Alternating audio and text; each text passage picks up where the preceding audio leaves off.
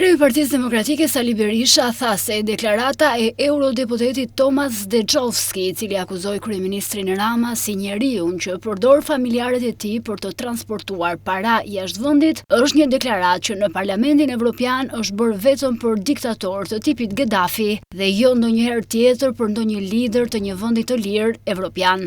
Zoti Dexhovski thekson se ne po ndjekim parat, po ndjekim pra këtë veprimtari kriminale të Edi Ramës me parat e grabitura shqiptarve ose parat e trafikantëve shqiptar.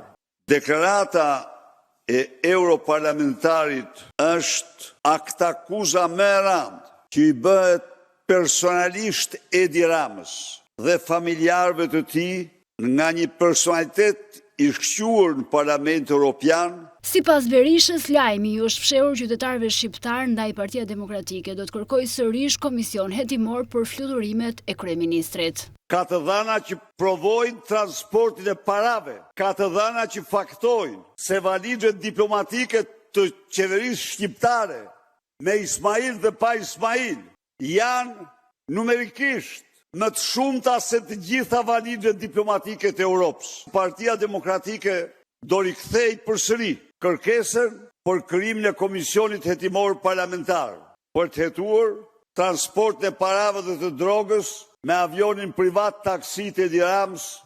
Eurodeputeti i grupit të Partive Popullore Evropiane Tomas Dexhovski tha në një intervistë se korrupsioni nuk do të jetë kurrë pjesë e Bashkimit Evropian dhe se BE-ja po ndjek parat, çka sipas tij është një mesazh i qartë që Rama do ta kuptojë shumë mirë. Ai la të kuptohet se kjo do të ketë pasoja veçanërisht për Ramën dhe familjen e tij.